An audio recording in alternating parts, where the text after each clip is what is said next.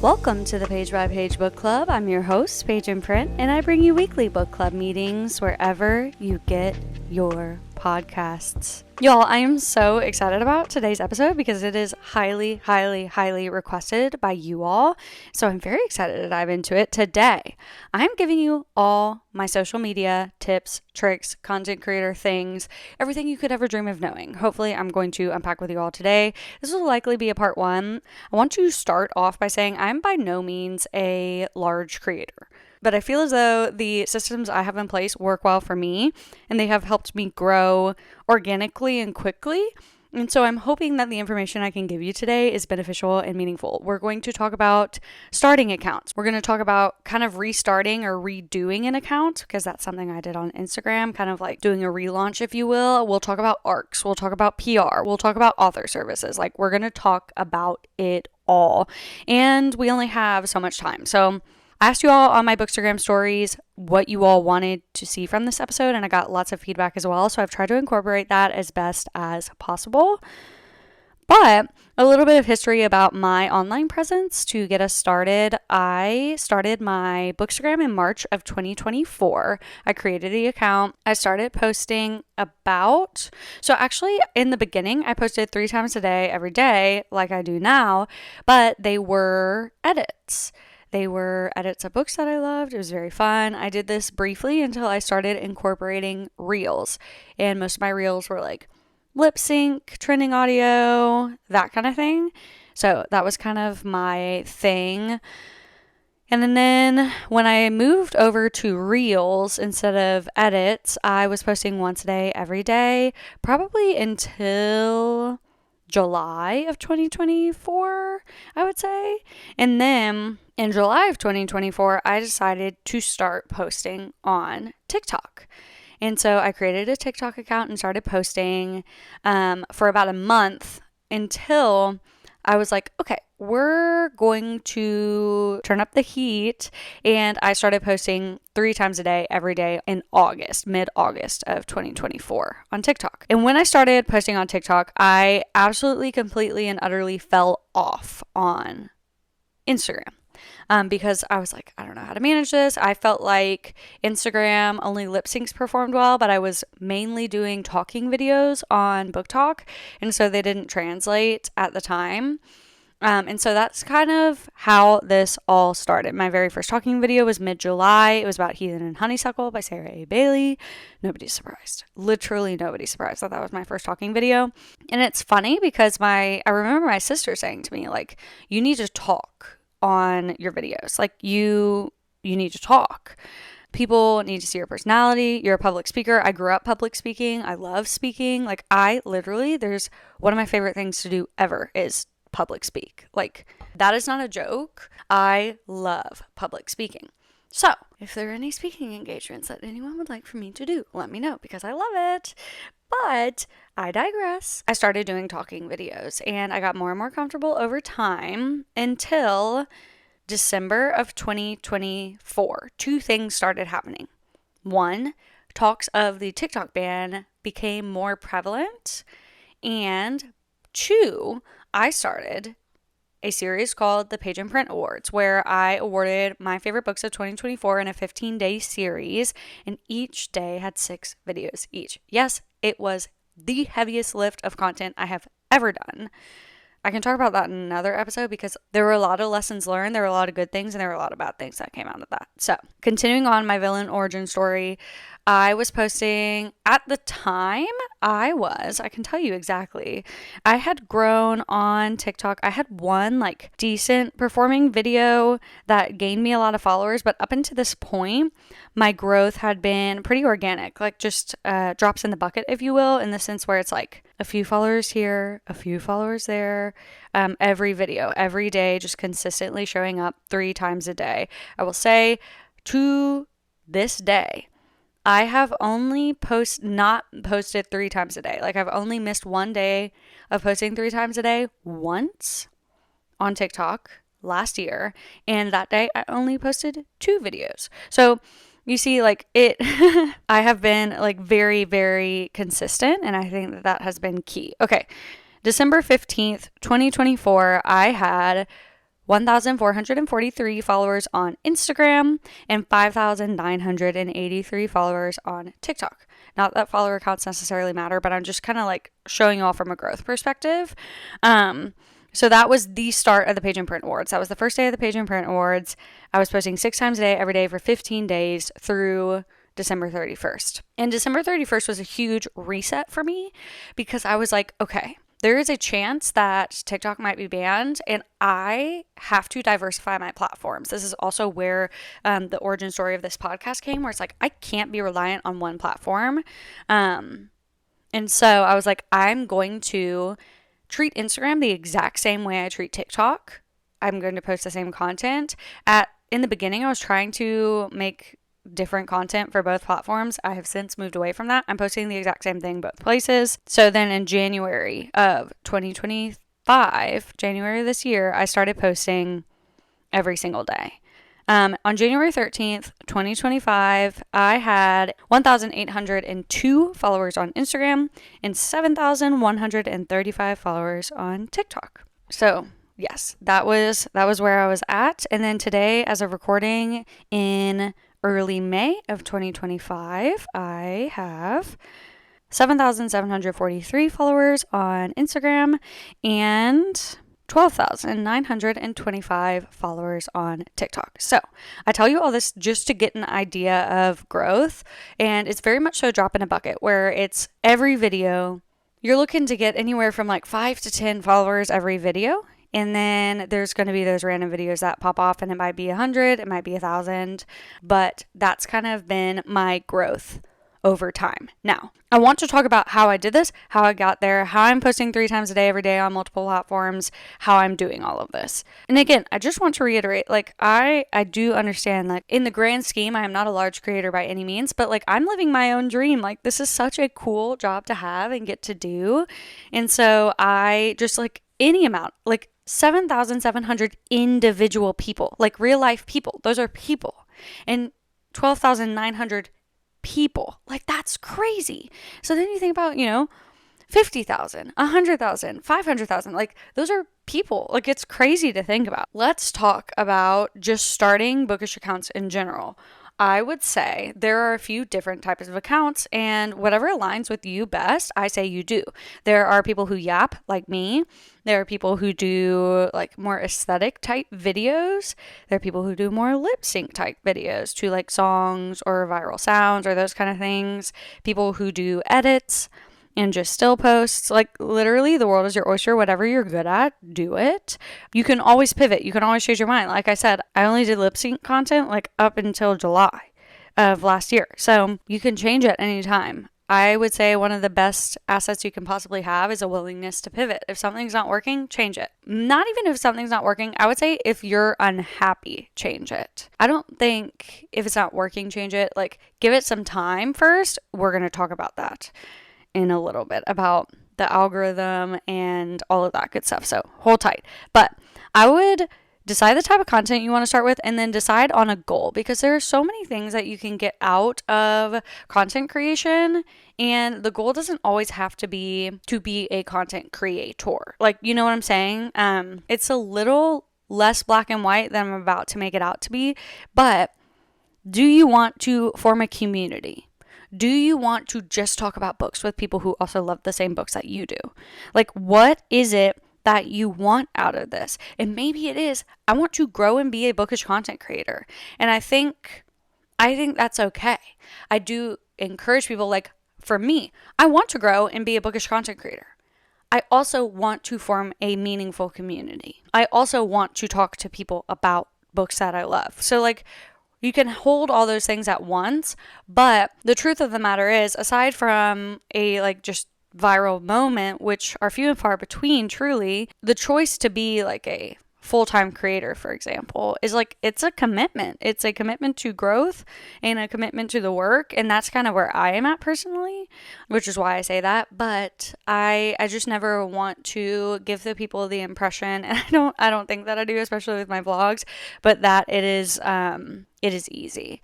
Now, For some people, it is. For some people, like virality finds them very quickly, and that is amazing. Like amazing, amazing, amazing. And for some people, it just looks like slow, steady, organic growth over time. And that's incredible too. So once you decide that you want to do this, you have to create an account. Might I suggest a pen name? Breaking news. I, Page and Print, use a pen name. Oh my God! Tea and Lore. Tea and Lore. Yes. Paige is a pen name. Paige is actually my middle name. So it is part of my name, but I use the middle name for two reasons. A, the pun was too good. It's legitimately spelled like a book page. Why would I not use that? Why would I not do that? Like, duh. And then B, just for a sense of anonymity, because I'm talking about smut. And like I work at a construction company and it's a very male dominated field, and like I use a pen name not so that people online can't find me. It's so people in my real life have a harder time finding me. You see, like I just think it allows you a degree of separation, if you will. Like I think about my husband, and he is very ambitious and hopes to grow in his role. And I'm very proud of what I do. He is very proud of what I do as a job. Like he is so proud of this, but I don't ever want him in a position where people are like, your wife talks about smut on the internet, you see?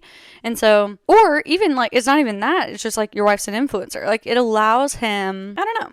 It just allows a degree of separation for my family, for my future kids, like all those things, like the same, not the exact same, but in many ways similar to why an author would utilize a pen name. So Paige is my middle name. I do answer to it. People call me all kinds of things in my real life. Paige is one of them. So anyway, that was breaking news for the listener. This is where I always feel it's very important to say, Paige is not a character for me. Paige is not somebody that I play on screen. Paige is every bit me, my government name. Like, I am Paige. She is me. This is not a character. The only thing Paige offers me is a level of confidence that I don't have in my real life. I am extremely introverted and extremely socially anxious, which I think Paige empowers me to be brave and to meet new friends and do all those good things. But I feel it's very important to say Paige is not and will never be a character to me. Just because it's a pen name does not mean it's a character. Okay. But while you're creating your account, just consider that. Like, I recommend, if you want it, allowing yourself a degree of separation. If you don't mind, you don't mind. Like, I feel it's important to say too, like, I'm not embarrassed about what I do at all. Anyone who will listen, I'll say I'm a bookish content creator. Like, truly, it's more so just like, if I ever need it, a degree of separation for myself. Okay, so anyway, if you're going to make an account, consider maybe using a pen name. Okay, you have an account, you've decided the kind of content you want to make, you have goals. You have to post. No post will be the right post. No post will be the perfect post. You just have to get something up. I talked on the Let It All Out podcast, which actually comes out this week as well, and you should absolutely go listen to it with Julia. She asked me a bunch of questions kind of about the psychology and mindset, and kind of, it's very adjacent to this conversation, but not the exact same. A lot of content creator questions. So if you want to hear more about just kind of my mindset and those kind of things, I highly recommend going over to that podcast. But I told her, I look back at my old posts, they're not my favorite. I cringe a little bit. They're not the best product I could provide, but I am so proud of her. Like, I'm so proud of her. She put herself out there. She tried something new. She was creative. And I love that. And I'm never, ever, ever going to fault myself for that. So you might not love your very first piece of content months down the road, even weeks down the road, but you have to post something. And the only way you get better is by getting reps in. So keep learning, keep evolving, keep growing. If my videos look the same now as they used to, like, I'm posting 93 videos a month minimum. I hope I've grown and learned and changed a little bit. So your first post doesn't have to be perfect. It just has to be something, and you can pivot and learn and grow from there. Nothing happens if you do not post. So get your first post up. And I recommend, as a social media content creator, to try to become as post neutral as you possibly can. What do I mean by that? I mean, as best as you possibly can, remove the emotionality behind posting on socials. So if a video hits, okay. If a video flops, okay. But if you can pull the emotion out of it, like I used to get really disappointed when posts didn't go the way I wanted them to because I worked really hard on them or whatever. And then, it's the tale as old as time, or the one that you don't even spend any time on is the one that goes viral or whatever it may be. And it's just like, you cannot let your emotions be tied up in a social media post. You just can't. There's so many factors that go into the success of a social media post that are outside of your control, like the algorithm, like just people being present online at the time that you post. Like there's so many factors that are outside of your control. So if you're putting forth the best quality product that you possibly can, and you should be proud of that. Not and, not but, not like that's that. You should be proud of the quality of product that you've put out there and let it go. Let it, like, literally post it and let it go. If it does well, amazing. If it doesn't, fine. Let it cook. And please, please, please do not delete a post for the sake of it not performing well. It could pop off a week from now, especially on Instagram. Instagram is funny like that.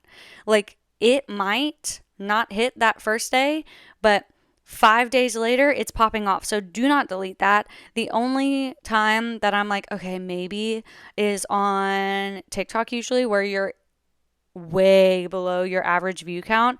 Don't delete it. Just move it to private, like for my eyes only. But I please, get over the cringe, turn off your view count if you want, turn off your like count if you want, but just leave stuff up if you are proud of it. Okay? So that's that. So here's where we're going to get into my tips on how I feel you can get organic growth on social media, if that is your goal. If your goal is to create community and to talk about books, you've done it, dude. You're good. Let it cook, have fun, make friends, join the group chats, get on the Zoom calls, like, comment, share, save, do it. You're done. You're good. Which is I'm doing those things. I love those things. But if you want to potentially turn this into a job or to find growth in some capacity, here are my tips in that sense. Okay? You're going to hate it. I know you don't want to hear it. Consistency. Consistency. Consistency. Find a frequency that you can show up and show up. Whether it is once a month, once a week, once a day, 3 times a day, whatever you can do it consistently. If it's Monday, Wednesday, Friday, great. The algorithms love to see that you show up regularly and consistently. If it's consistency down to the time of day that you post, incredible. But just be consistent. It helps not only the algorithm, but it helps you. I treat social media like playing darts, okay? The more you play darts, the better you get at playing darts. And the more darts you throw, the higher likelihood it is that you're going to hit a bullseye, okay? You see, it's a metaphor. But yes, so I'm throwing 93 darts a month. And that is how I'm seeing consistent growth, because I'm getting better at it. I'm learning what works. I'm learning what doesn't. And I am throwing darts and hitting more and more bullseyes. I'm getting better at it. And the algorithm is seeing, it's very much a snowball too, I feel, where I think as you grow quicker.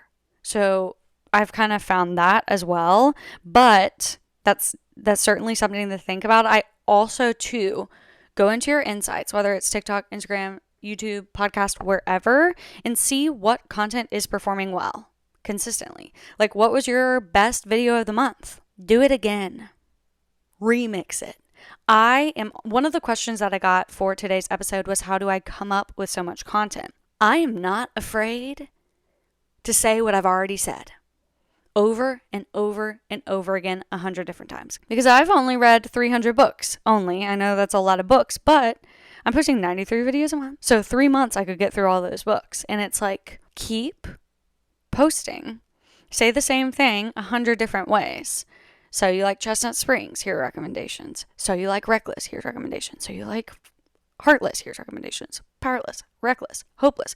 So you like Rhett, so you like Kate, so you like you see, like, there's so many ways to remix the same idea, and if it performs well, keep going. Ask people what they want to see. I mean, that's been a really, really huge success I have found as I've grown, just to say, like, what kind of videos do you want to see from me? And people leave comments, and then I make them, and it makes them happy, and it's beautiful. Find consistent types of videos that you do. So I do my daily vlogs, obviously daily, but I do those videos where it's like, so you like this? Is it this or is it that? Like, if you know me, you know. And like, that's a cadence of video that I found to be like something that performs well and that people correlate with me. It's funny, like sometimes people will make these videos and then people will comment and be like, this is what Paige does. So, oh yeah, this is a great opportunity to say, be inspired by people. Yes, absolutely. Content creation is so inspiring.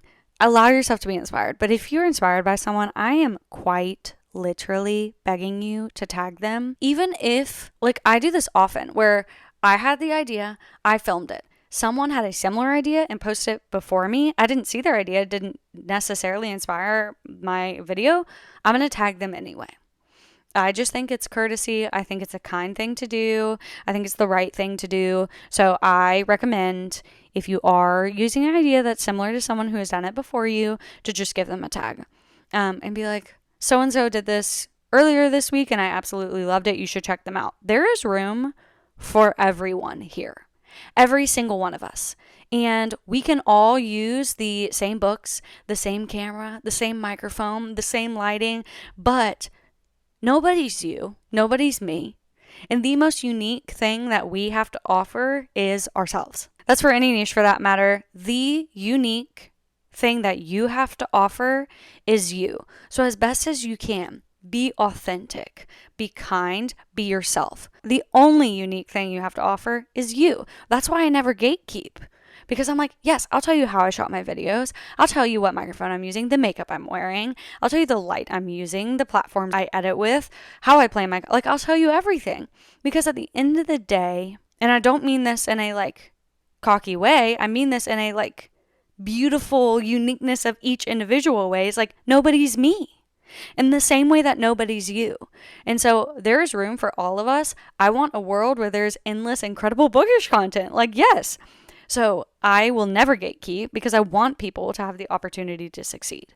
So, rabbit hole. Nobody's surprised. I also just feel that like part of this is a blessing where I have always been like a creative. Like, I've loved music. I've loved creating. This has always been like kind of just like something that I've been drawn to. So that certainly helps. But just from another standpoint, don't be afraid to talk about a book multiple times in multiple different ways. Now, I wouldn't bar for bar, word for word, make the same content over and over. But how many times have I talked about Heathen and Honeysuckle? How many times have I talked about Whistleblower? How many times have I talked about Catherine Cowles? But was it the first time I said it that you read it? Or was it the 20th time I said it? And for some people it differs and so on and so forth. But I am only a generous 30-second piece of someone's day. And so if they're hearing me say the same thing this week and 2 weeks from now in different ways in such a small chunk of their day, so be it. Okay. Oh, okay. Yes. So I'm looking at my notes. Yes, this episode I brought notes, baby. Yeah, it's that serious. It's that kind of episode. I wrote down notes. Yeah. I recommend now. I am a business manager and a business strategist. That's my author services. That's what I do for people, but I also do it for myself. That's how this author services even started. I had an author ask me like, how are you organically growing? What is going on? Tell me more. What are you doing? And I was like, oh, well, I have a business plan. And they were like, oh, well, could you do that for authors? And that's how I ended up here. But I have a plan. I know what my brand looks like and what aligns with my brand. Like, for example, I'm a book recommender. And so every video I create goes through this funnel. And it's like, okay, is the video of the quality that I expect? Is the video providing a benefit to my viewers? And then is it in alignment with my brand? Because I would say there's probably 2 videos I film every month that don't end up making it onto social media for lack of brand alignment. And usually it's because I'm a book recommender and I'm a 100% positive all the time. Something will have a bit too much negativity or criticism, and not like constructive, thoughtful criticism. Like just like, I was like, oh, I don't like that I said that. It's not in alignment with who I am or what I want to represent online. And so it goes. So when you are creating content, don't just create it for the heck of it. I would center it and align it with who you want to be as a person. Same for authors for that matter. Like when you post, ask yourself, this is a little free piece of business advice. Does this align with my brand? Is this what I want to put out in the world? Take a moment, step back. We're in a very rushed society where it's like go, go, go, go, go. If you just take a moment and say, is this in alignment? You will be much happier. So there's that. I'm going to talk now about what I use to create my content. I'm just going to tell you exactly what I use. And then we're going to talk about arcs and author relationships and those kind of things. Cool. For my content, I use, what I'm filming on right now, what I use for all of my videos is a Sony ZV-1F vlog camera. I got this camera for something else. I just happened to have it. I do not believe that you have to have this camera to succeed by any means. Like at all. I do think that it provides me a very unique look. Like I have very specific camera settings that provide like a very unique lighting and look to my videos. And it's very crispy. It shoots in 4K. You can shoot in 4K on your back camera of your iPhone too. So you don't need to have that, but that is what I utilize. It is not a ring light. It is like an actual, imagine like just a full circle and it's light all the way through. I love it. I have it linked as always, but I use that even if it's sunny out just to be sure that I have consistent lighting. I've started doing that in the past few months and I found that to be very helpful. And then platforms that I use regularly are CapCut. I edit all of my videos in CapCut on my laptop. One more time, on my laptop. I used to edit all my videos on my phone, and with the amount, like just the sheer volume of content, it is unrealistic. And I'm able to move extremely quickly in CapCut on my laptop. So highly recommend that. All of my covers for Instagram are made in Canva. I do photo shoots on my camera probably every other week. And I just film a video on the camera of me posing and doing all the things. And then I just screenshot the poses. That's what I recommend. Do it on your phone too. It makes life so much better. And then I plan all my content in Notion. I have my exact Notion content planner linked for free on my pages. I just want you to succeed. It is of no cost to you, but I have the exact Notion that I utilize to create and plan my content linked on my pages. So enjoy that. Really, at the end of the day, what this is a discipline and organization game. A lot of the questions that came through on my story asking me for more information on just how I do this and like what you all wanted to hear in this episode is just like, how do you do it? And it's a discipline game, dude, because I would love to doom scroll. I would love to just sit and read. I would love to watch TV, but I want to do this as a job. That is my goal. That is my dream. And so I treat it like a job. I get off work and I clock in, and I probably put 40 hours into between my author services and my social media and this podcast. I probably work an extra 40 hours a week. I said this on the Let It All Out podcast. Like, I hate telling people that.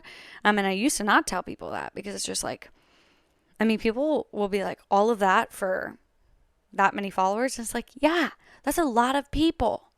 And I'm proud of what I do. I love what I do. Oh my gosh, I love doing this.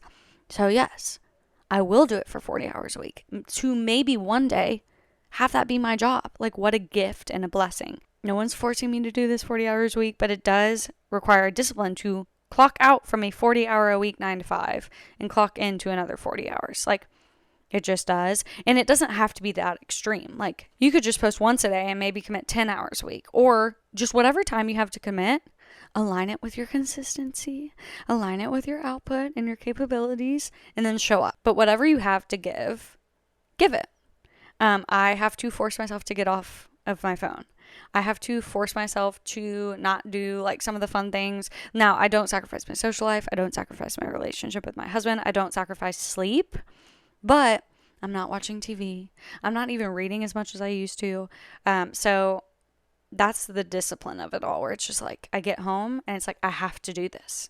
I have things to do. I gotta clock in. I have to do it. And then I have to stay organized. I'm very type A. What? Me? Type A? Yeah. I know you're shocked. Pick your jaw up off the floor so we can continue. Yeah. So I have my content very clearly planned in that Notion calendar. I know what I'm going to do. For my authors, I'm very planned, meticulous, particular, but I mean, like, that is pretty much the service I provide. It's running your business. So, yeah, that's kind of the thing there, where it's like, okay, we got to keep it rigid. We got to keep it consistent. We got to stay locked in and focused. So let's talk about ARCs and PR boxes. Yeah. Why not? ARCs are advanced reader copies. They are advanced copies that authors give to creators for free in exchange for an honest review of their book. And there are many, many ways to get an ARC. What I recommend is finding your favorite author, and usually around release time, they will promote on their social media where they're hosting ARC signups, and if they're doing it. Some of them do it internally, but many utilize a book PR company to host ARC signups. And you will sign up, and what they like to see usually is an active review account. So social media and Goodreads, Storygraph, Fable, Amazon, any of those that you're willing to review on. So what I would do is, as you're reading, write a review. Write a quick little review of what you think, so that you have kind of a portfolio of reviews. Maybe it's 10, maybe it's 5, I don't know. And it doesn't have to be long, but just like, I loved it because of this. This character made me feel this way, maybe a brief summary, but have active accounts on social media and on review sites. Many book PR firms will let you know what they are looking for in ARC readers, and they're like frequently asked questions or even in the form. And yeah, that's that. You just sign up and do not get discouraged. Look, I get rejected all the time, so do not get discouraged. Do not stop signing up just because you didn't get some. Like, just keep trying. Keep at it. Do not give up. The only people who do not make it are the people who give up. The people who put one foot in front of the other every day and show up will make it to the finish line eventually. And it might not be today, and it might not be tomorrow, and it might not be next month, but the only people who make it are the ones that don't quit. You cannot give up. You have made it too far to give up. One foot in front of the other. You can take a moment to breathe if you need. You can kind of lay off the gas a little bit if you need, but do not give up. Not now. You're too close. Do not give up. Do not get discouraged. In terms of PR, I have found there are a few ways to do this. Very rarely are there PR signups, or you can sign up for PR. Sometimes when you sign up for ARCs, you can give your address and it will be sent. The PR boxes that I got came from authors that I was talking about, that I was going hard for. I love this book, so I'm going to talk about it. I'm going to yell about it.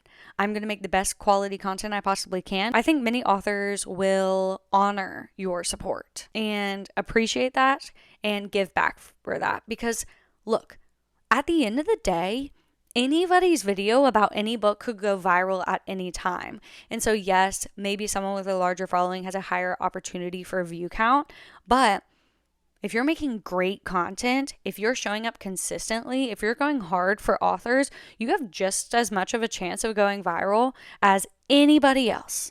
And so they're probably going to show up for you if you show up for them. And so that is a way that I have found PR coming my way. So more than anything, I feel like the way I have started to receive book mail is by talking about books, going hard for these authors, and showing that, like, if you send me something, I'm going to post about it. If I love your book, I'm going to yell about it. And I think that goes the same for publishers, as I've started to receive more physical ARCs and some more book mail from publishers. I think it kind of goes hand in hand, where it's like, okay, well, she goes hard for the stuff she loves, and she does daily vlogs, and if she gets book mail, she posts about it. So I say, if you get something, post about it. And I say, go hard for the things you love, create the best quality content that you possibly can, and people will see that. You have just as much of a chance as anyone else at any time to grow. So That's ARCs and PR boxes. Let me check to see if there are any more questions. Yes, lots of questions of like, how do I balance everything? And as I said, just like lots of discipline, locking in, even when I don't want to, kind of treating it like work and a job. It's hard when you work for yourself to like really require that discipline of yourself and to lock in, but it has, when you see the results, it really is helpful. And I'm passionate about this, dude. I love this job. I love doing this. This is a dream come true. This is the coolest thing, the opportunity of my life. And so being passionate about it and loving it, and yeah, I mean, like that in and of itself makes it easy. Wanting it so bad. Like, I want to do this as my job. How cool would that be? And so I think wanting that is like definitely part of it too. And I don't know, I feel like it's not something I say all the time where I'm like, I want to do this as a full-time job. I feel like I kind of show that in my actions more so than anything, and actions often speak louder than words because the only person that's going to get me there is me. So anyway, I don't know. I don't really know where I'm going with that, but that's kind of that. The last question that I don't think I've covered yet is, how do I go about posting about my author services and growing that side of my business? So far, it has just been organic, where I am mutual friends with an author, we're chatting, I talk about my author services on my vlogs or online, and they're like, oh, I saw you mention this. What do you do? What does that mean? And I tell them about what I do, and some of the time they're like, oh, this would align with my business, and some of the time it's like, oh, this doesn't make sense for me, but it might make sense for my friend. So it has felt very organic at the moment. I would just say, like, put yourself out there. If you do something, talk about it. I don't have like a dedicated post necessarily. I have like a story highlight, but I haven't made like a dedicated post to being like, this is what I do. Get your foot in the door, collab posts with people, like that kind of thing. Use your relationships, because like it is very much symbiotic, where it's like I'm helping authors, they're helping me. Like we're all in this together. We all want to grow. We all want to succeed. And so I think you'd be surprised at the amount of people that are like willing to support, so long as it's in their budget and all that good stuff as well. So I would just say, talk about what you do. I personally like try not to be like super salesy. That's just like my personal preference. Now, sometimes like it happens that way, but other times it's just like it organically comes up and it works out and so on and so forth. So yes, but that's that. That's me. That's my content creation ideas, thoughts, comments. That was a lot, and I feel like I was talking very quickly. I don't know. When I get really passionate about things, I'm like, go, go, go, go, go. I don't even know if any of this was particularly helpful. I talk a lot about like burnout and mindset and all of that other good stuff on the Let It All Out podcast, so I'm not going to talk about that here. I can do another episode after hers releases. You should definitely go check that out, because burnout is such a huge part of this. Like, one thing I have had to give up as a bookish content creator is reading. Like, the time that I have in the day is taken up by something. And if it's being taken up by creating content, I can't read, you see? Like, so that has been a really interesting thing. You all probably hear me talk a lot about that on this podcast, but yes. So this episode is a little bit different. I hope you enjoy it, and I am sorry if you don't. It's a little more serious. It's not like as hee hee ha ha, but we'll be back regularly scheduled programming next week. If you're listening to this on release week, I am on vacation. Very exciting. Love, love, love vacation. I desperately needed a break, so I felt like a kind of like odd episode that's not usually what I do would be good for my vacation week, because everything's just thrown off, so why not? But I hope this is helpful, and please know my messages are always open. Do not hesitate to reach out. Do not hesitate to ask me any questions. I am an anti-gatekeeper. The only thing I will not share, like my like innovative ideas or who I am as a person, I suppose. So anyway, questions, comments, just want a gap, slide up in the DMs, please. I love talking.